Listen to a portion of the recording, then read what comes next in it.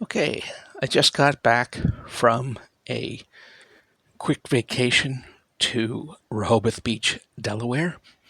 And on our way, we rented a car and drove, and we went across, the Bay Bridge, I think that's what it's called, to Kent Island.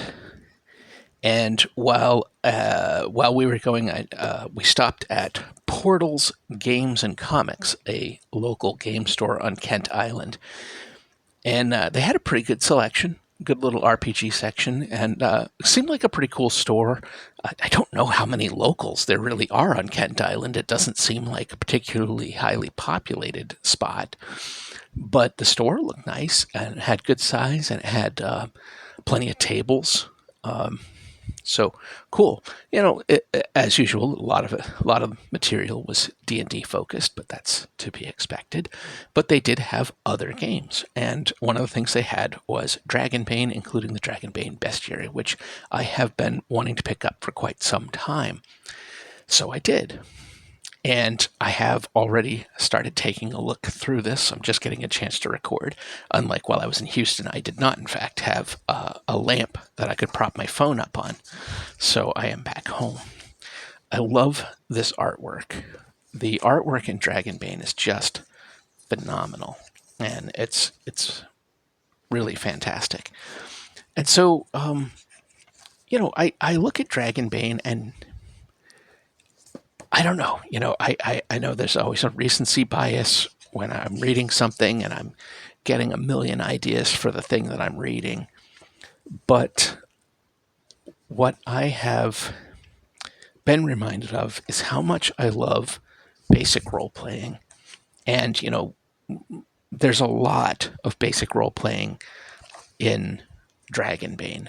Um, it went to Sweden as or RuneQuest, and then RuneQuest was sort of the inspiration for the original. I'll never say it correctly. The Dragons and Demons, that is now coming back to the States as Dragonbane, and I love basic role playing, and I like a lot of what I've seen of how Dragonbane has built on that and become the modern game that it is. And so it is very tempting to want to try to run this. It almost would feel a little bit like getting back to my roots, as I ran basic role playing for many years. And I've been focused a lot lately, after getting back into the hobby, on Dungeon Crawl Classics, because it was the closest thing to D&D that I had found that I actually enjoyed. And then last year, I read and really liked Shadowdark, which is basically a lot of the things that I like about Dungeon Crawl Classics, but then boiled down to its essence. So it really makes it the closest thing to D&D that I would want to run, that is also rules light, which is my tendency to enjoy. But I also think about how part of my problem, I bounced off D&D in the 80s because a lot of it doesn't work the way my brain does, and I have to fight against my own inclinations when I run even something like Dungeon Crawl Classics, although not as much, because I will say that the Dungeon Crawl Classics magic system, as well as the magic system from Shadowdark, works in a way that I actually like. And one of my problems with Dungeons and Dragons is the magic. I don't think it's a good magic system. I've never liked it. It doesn't work well for me. It's not my cup of tea. If you like it, that's your business. It's not for me. So anyway, is Dragonbane maybe more where I want to lean as opposed to Shadowdark? Obviously, Shadowdark has the D&D adjacent nature that will make it easier to lull D&D only folks over. I think it's a lot easier when you say, it's basically D&D just boiled down to its essence for somebody to say, oh, okay, I'll give that a try. Whereas Dragonbane has enough differences that it's not going to be necessarily as easy to do.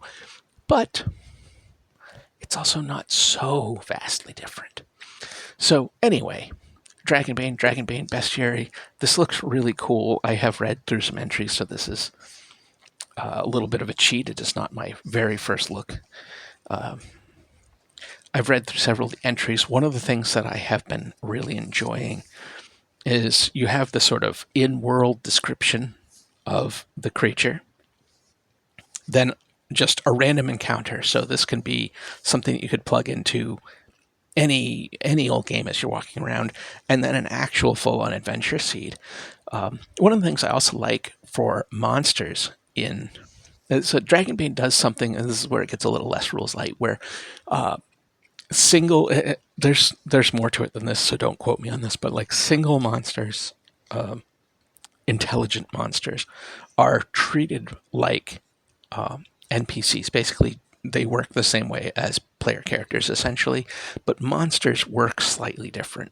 Non-sentient, I guess, or I don't know, but monsters work slightly different. But one of the things I like with monsters is there's these charts of attack. So you don't necessarily do the same thing every time. It's not just it hits you with its horns, it hits you with its horns again. It has a different thing. So like with this one, there's Bull Fist, a furry fist hits player characters with full force.